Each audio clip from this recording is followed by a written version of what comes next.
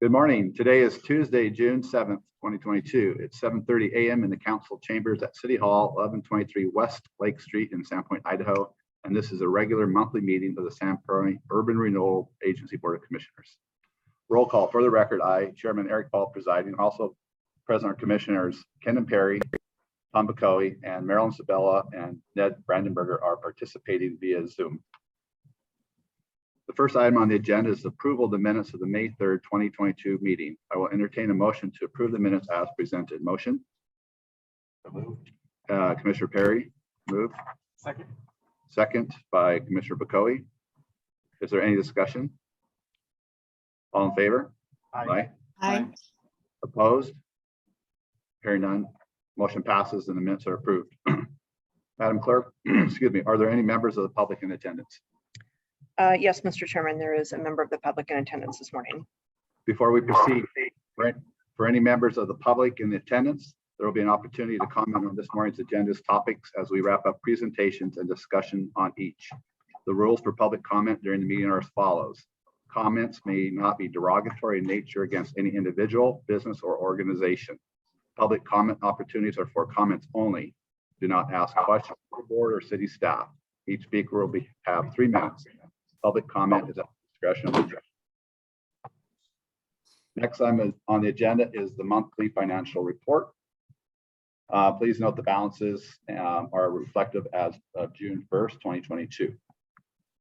We did receive increment in May, $13,053.51 for the northern and $1,139 in downtown. And any questions on the balances or any other items on the financials? Would anybody from the public care to comment? No, Mr. Chairman. Other announcements and reports? Are there any general announcements from the board or from city staff? Okay, moving right along here. Under old business this morning is a project update from city staff. At this time, I will yield the floor to the city administrator, Jennifer Stapleton. Jennifer. Thank you, Mr. Chairman. I am pleased to announce to the SURA board that we have hired our first Arts and Historic Preservation Officer for the city of Sandpoint. Heather Upton joined our team, and you may be familiar with her. She's done a lot of projects across the community, has been executive director of the Bonner County Historical Society and Museum for the last several years. And she officially came on board with us and started working at the city yesterday. So I decided not to throw her in necessarily for this meeting today, as she's still kind of getting her feet wet and coming up with the plans moving forward. But I do expect, and she and I have discussed, she'll be attending SURA meetings moving forward for updates on arts and historic preservation. And she will be developing ultimately the city's budget in that area. And her role at the city, as the members will recall, is to implement the Arts, Culture, Historic Preservation Master Plan, which was funded partially through SURA dollars, as well as through a grant through the State Historic Preservation Office. So she will be working on projects in the downtown, picking up the Silver Box project, looking at the Northern District where we have the majority of funds currently, but also very much working on historic preservation projects as well. In addition to that, we do have a grant through the National Endowment for the Arts. We were the only entity, public entity across the state of Idaho to get a grant to mitigate impacts of COVID for arts and culture organizations. So Heather will be working with our Arts, Culture, Historic Preservation Commission on developing a grant program for application of those dollars in the community for nonprofit organizations. So we will be moving forward with arts and historic preservation projects here in the immediate future. Just to note, there is $5,159 remaining in the silver box. Yeah. And the northern actually has less than downtown. Downtown's 135,000, northern about 73,000. So anyway, okay. Just for a note. Thank you for the update. That's a welcome addition. And I'll turn it over to Amanda. We're gonna, I guess, go back and forth this morning on these The road presentations. show. Perfect. Well, Good morning, Amanda. Thank you. Regarding downtown revitalization, as you'll all recall, we're moving forward with phase 3 in the upcoming fiscal year. The remainder of this calendar year, we'll be soliciting a design consultant to move that project forward. So that continues our prior efforts from Church down First Avenue as far as we can get, with the minimum being Pine Street. Hopefully our dollars can be stretched and we'll get a little bit further than that. In addition, we're coupling the timing of that project with the intent of relocating the signal from Church and Fifth Avenue to Pine and Fifth Avenue back to its original location. That was moved as a result of the original downtown revitalization and reversion project. However, the most recent data has reflected that it is acceptable to move it back to Pine. It still functions, and we're working really closely with ITD on that. That will help the overall functionality of our arterial system along First Avenue and that broader revitalization project. So look forward to being able to hopefully award a consultant contract in September so that we can kick off the fiscal year with design efforts in October. So would Pine then become two-way Yes, all the way through. all the way through? And then would Church stay two-way? Okay. That makes sense. A lot of people think that Pine is two-way right there, so. Yeah. And I also, I've noticed a lot of truck traffic on Church. Would that then, is that also, is that an approved route for trucks, or is that, okay, so that would just move over to Pine? It would, and Pine was the original arterial. What we're finding is that the pinch point with the single direction of traffic between 4th and 5th is really causing a lot of cut through traffic through South Sandpoint. The unintended consequence of that is obviously offsetting the safety aspects of our residents. You know, we have kids playing in the street and bicycles and pedestrians, and so we really need to keep that volume of traffic where it belongs, which is on our arterials in the downtown core. Yeah, I've been doing that cutoff. Like when you turn right before Dubs and go all the way straight through, and Yes. then out, yeah. Well, and then, you know, I guess the other interesting thing there too. I mean, if you ever plug in any routing like on your phone, it tells you to go through that way, not through the arterial. Yeah. Now, is that just because like fewer stop points and choke points on Pine versus maybe adding some on that? Because I agree. I mean, you know, I don't appreciate going through the neighborhood, but It's the quickest route. So it is the quickest route. I always say that traffic's like water. It tries to find the path Yeah. of least resistance. And right now the neighborhood's the path of least resistance. So our intent is to open up the valves on Pine Street so that that becomes the path of least resistance. And that's where your phone will automatically end up redirecting you because it will be the most efficient route. Especially with a lot of new people moving in and driving around. Yes. In addition, the intent is actually to restrict those direct movements eastbound on Superior. So Right. we'll do both, but not until we get some improvements in our downtown core. This include doing something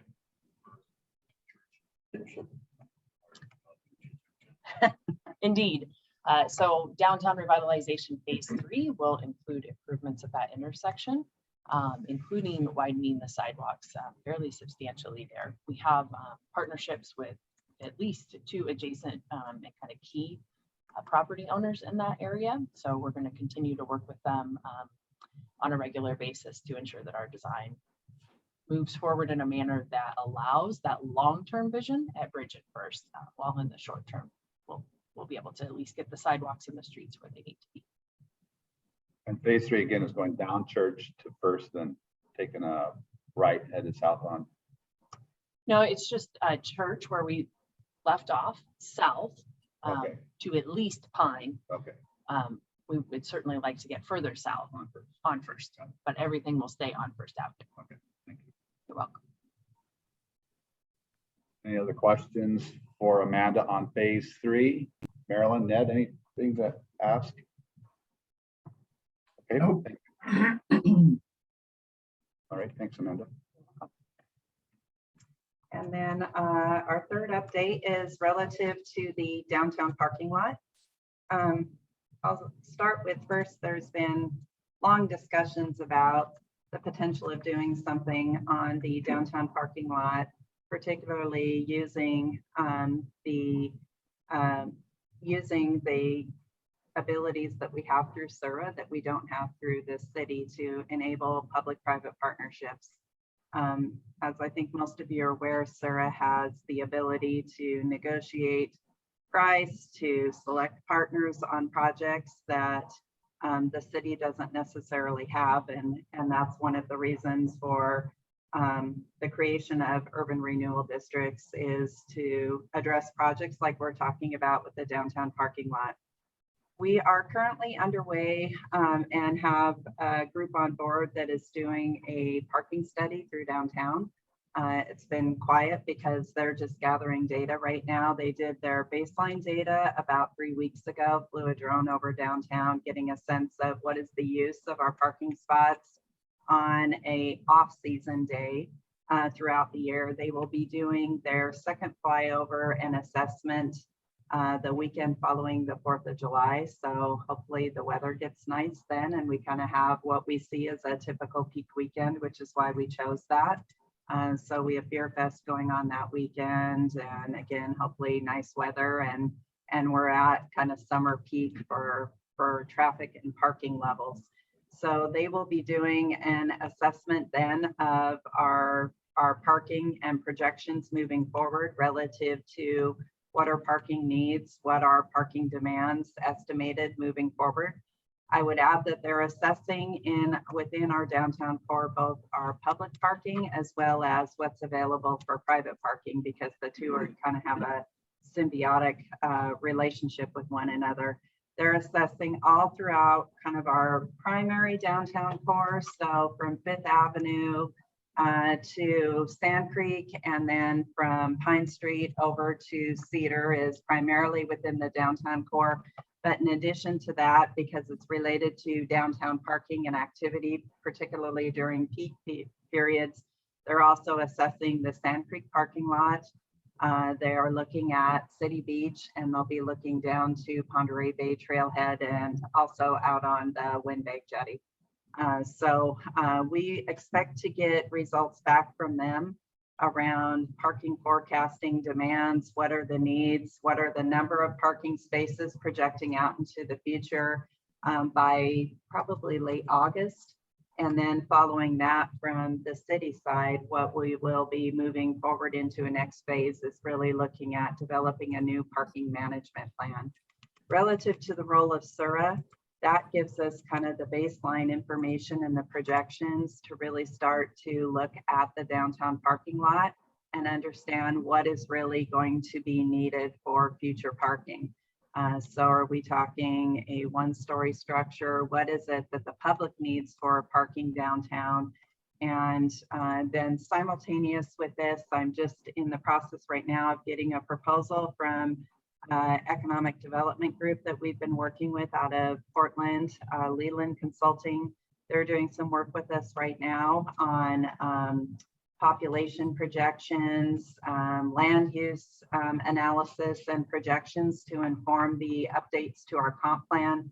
They're very well experienced in these issues and have done a number of projects up and down the state, including projects like our downtown parking lot project. So what they will be assessing for us downtown is really looking at highest and best use of that property as we look at the possibility of a public-private partnership moving forward. What is it that the private side should be? What is it that would most benefit the downtown core and the community? So they are getting a proposal into us here in the next week. We've also engaged Phil Cushlin, who some of you will remember. We've had Phil involved in the past with urban renewal issues. He is arguably the most experienced consultant on urban renewal issues up and down the state. So he too is assisting with this effort, identifying Leland, looking at the segueing in the parking study and kind of all of the different information to go forward. I will tell you that we have developers who have contacted the city, are interested in participating in a public-private partnership downtown. So again, the way that possibly could work is as we identify what the community need is, and as we identify what our want would be for development on the downtown parking lot, it would enable us to do an RFQ for a development partner who would build city infrastructure along with their private development. And in exchange, we would transfer the land ultimately over to Urban Renewal Agency, who has the ability to write down the value of the land to benefit the development moving forward.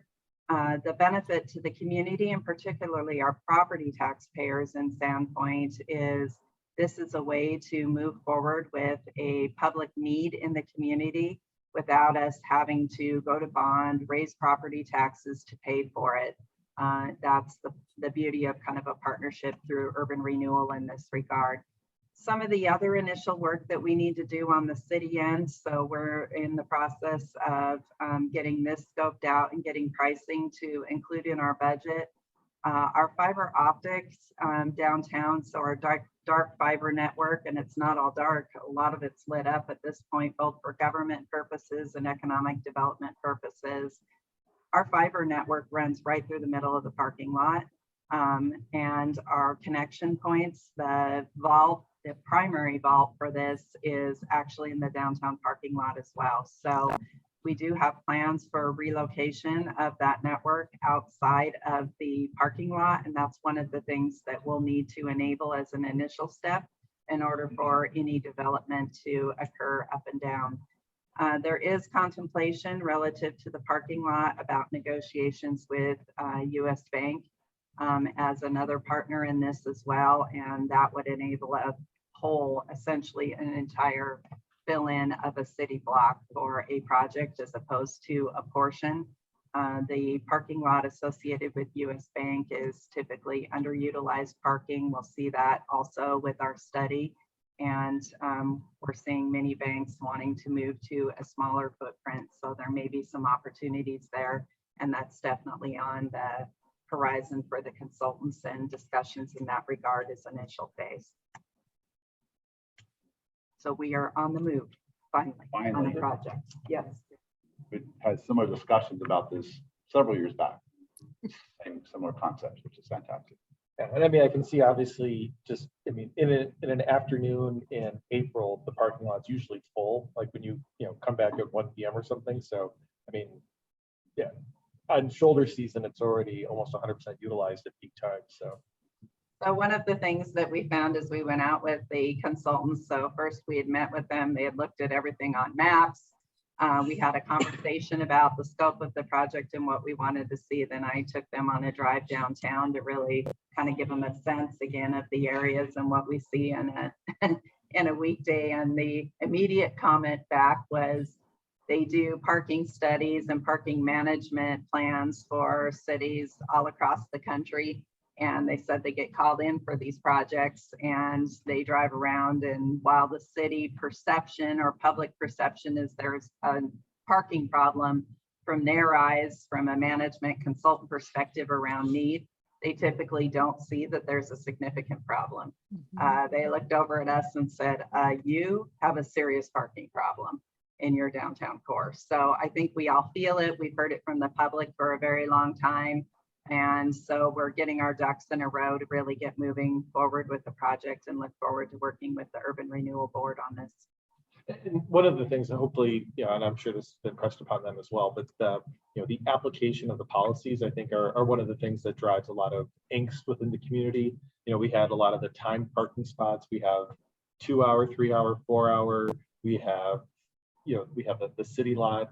We have people that, when we would go with the chalk marks, they would bring their Windex out and spray their tires down. I mean, there was this whole sort of, people would go and move their cars every 2 hours. So I hope part of the output of the study is also how to apply, if we're going to have certain policies, how do we apply that versus, I would say, again, kind of creating that angst in the community, that sort of, distrust of the community by having a lot of confusing or different rules. It just requires a lot of people to be very aware of what's going on. And I think that's one of the challenges that we have, is that we're trying to do things that make sense and kind of keep that parking flow moving, but at the same time, it does create a lot of sort of anger within the community, I think.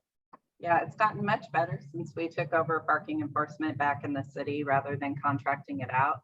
So one thing I would note about that, I don't think that we intend to change our overall personnel management policy relative to parking, moving to our community resource officers, to your point, where they're the enforcement arm, but on the other side, they're intended to be our community ambassadors. I think that's gone a long way from when we were contracting out with Diamond, but definitely there is obviously significant room for improvement.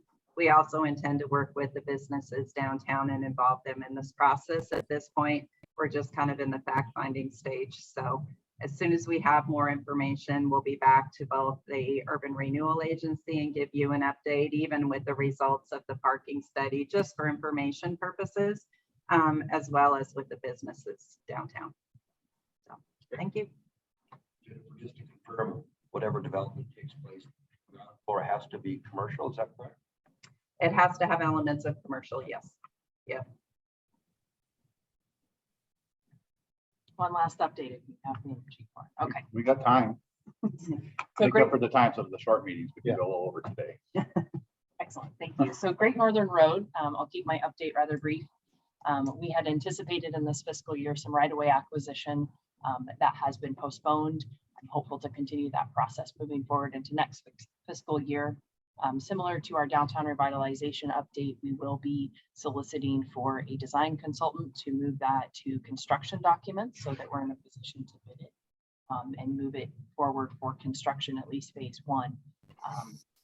Beginning with our water and sewer infrastructure relocation in 2024 is the anticipated timing for that. So we have a lot of actual design work to get completed, as well as negotiations with BNSF, which we have conducted multiple conversations this year, kind of working towards solutions with them. As you may recall, during a prior update, I mentioned that the entire roadway of Great Northern north of Mountain View is actually located on BNSF property. So that is an effort that we need to keep moving forward and collaborate with them on solving the drainage issues while getting us the roadway right away that we need. And then in addition, we have been in conversations with ITD, who manages all of the railroad crossings throughout the state, and as well with BNSF to, in conjunction with our Great Northern Revitalization Project, close Mountain View. And so that is, from a crossing perspective, a safety issue, and then also add crossing bars at Woodland. So overall improvement of safety corridor is conversations that we're continuing with them. I don't have exact timing on it, and we'll certainly be doing a lot more public engagement and coordination with the county before we ever move a project like that forward. But it is something that is on their agenda, and it is a potential partnership when it comes to our needs on Great Northern. So I'm certainly happy to answer any questions that you have on that project. So in the recent article in the paper, there was an $18 million price tag. Was that? The paper, I think, had a typo in it. Our number is 17 million, just shy of 17 is what was in that preliminary engineering report that we provided. And that article, I guess worth noting, we are doing a pavement rehabilitation project just north of Gooby. That is a pavement maintenance project because the road is obviously failing. If you've been out there, Yeah. it's really bad. That is not part of our SURA project that will be coming out when we do the overall reconstruction. So then how does the overall project get funded if Urban Renewal comes in with X? What's the gap? Who does the gap funding? Great question. So the project is partially paid for by our enterprise funds. So that $17 million price tag includes dollars associated with relocating the drinking water mains as well as the sewer mains. So currently the water mains run through private property. They run directly like north and south, and getting them into our roadway alignment and off of private property from an economic perspective really helps open up that property for future development, because we currently don't allow you to construct over a water line. So we'll have enterprise funds contribute to those overall dollars. And then obviously SURA, we still have a gap in funding, and we will be pursuing outside dollars, whether that's state or federal, as those continue to move forward. The more we can have a shovel-ready project and get some of that design done, the better position we'll be for it. And then for Great Northern, and I also appreciate, one of the reasons that Urban Renewal was created was to kind of rehabilitate Great Northern, was 15, 20 years ago when it was set up. I guess my one question now, like, if we're looking at Great Northern being the bottleneck for spurring development of more of that industrial corridor, just from an opportunity cost perspective, if we look at what's keeping a company from locating or building here, is it Great Northern? Is it affordable housing and enough workforce? My only question is, and again, I don't know if it's within our purview or not, but if Urban Renewal, when you look at kind of projections, let's say there's about $10 million for or more for on the northern side, is that $10 million best spent updating the Great Northern Road in order to spur economic development, or are there other activities that you get a bigger bang for the buck? We have these conversations Yeah. internally, so I'll pass it off to Jennifer. I think in terms of the business challenge, I think it's all of the things that you said. I think it is workforce. I think it is housing. I think it is the road. I think it is also, when we get looking at that area, it is the drainage issues, particularly around Great Northern, and the cost to build in that industrial area because of the drainage issues. So as we address the roadway and get stormwater built into that, that will address the drainage issues and bring down the costs for building in that particular area. We'll probably have more information around industrial needs forecasting again, should be coming out of this initial Leland report that will be getting presented to City Council next week at our second meeting in June. And we could bring that to Urban Renewal as well for your meeting next month, and have the consultants participate if Urban Renewal has questions as well, particularly around Great Northern, because I think they're going to have a lot of perspective about the benefit for that roadway. I think ultimately, not only for the industrial properties right there along the airport, but as well as ultimately connection across the communities, connection to Schweitzer. It obviously is an important connection point. And as we look at the importance of that roadway too, as we look at housing demand within the city, I think one of the things, having had some preliminary discussions with the Leland group, I think one of the things we're going to hear out of this report is, particularly for the city of Sandpoint, we're running out of developable land. We've got infill opportunities, we've got remnant parcels, and kind of the initial findings of their report are, while we as a city might see we've got open space in city limits, from a developer standpoint, how developable that property is, there's a disconnect on the perspectives in that regard.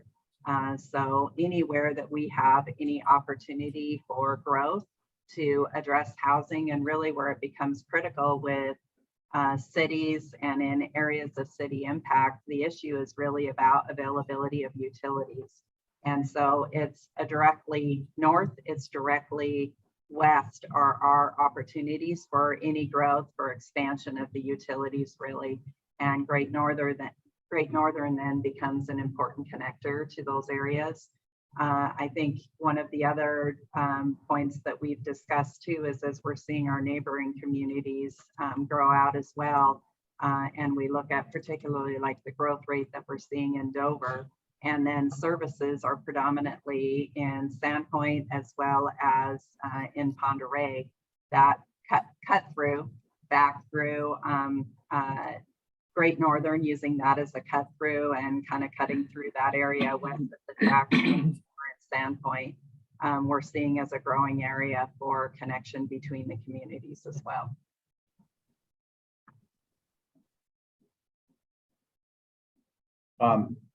Amanda, when they're doing the forecasts of what Urban Renewal participate in, does Leland's doing a lot of that work? Is that what it is? And then internally? Okay. Yes. So they'll know what we can only play in the RAA sections. Okay.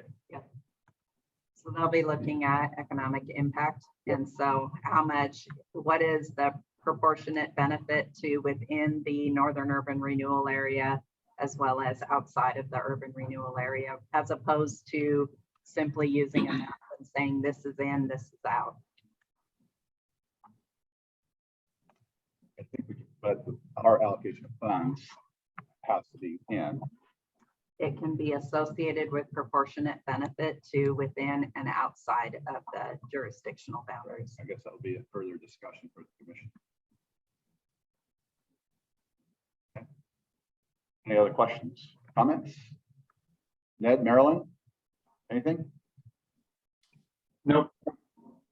Okay, thank you. On to the next item on our agenda is new business. The final item on the agenda is the annual election of the board chair and vice chair. At this time, make note, I'm the chair and Kendon Perry is the vice chair. At this time, I'll entertain a motion for nomination of board chair. I move to nominate Eric. Eric Paul. Second. Second. Second. It's almost like Was a- first. Kendon was first. Marilyn, did Kendon outbid you?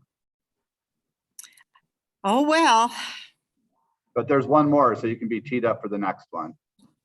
All in favor? Aye. I, Opposed? Hearing none. Motion passes and Eric Paul has been elected chair for the upcoming year. Thanks for your consideration, Tom and commissioners. I will now entertain a motion for nomination of board vice chair. I nominate Kendon Perry. Commissioner Sabella nominates Kendon Perry. Is there a second? Second.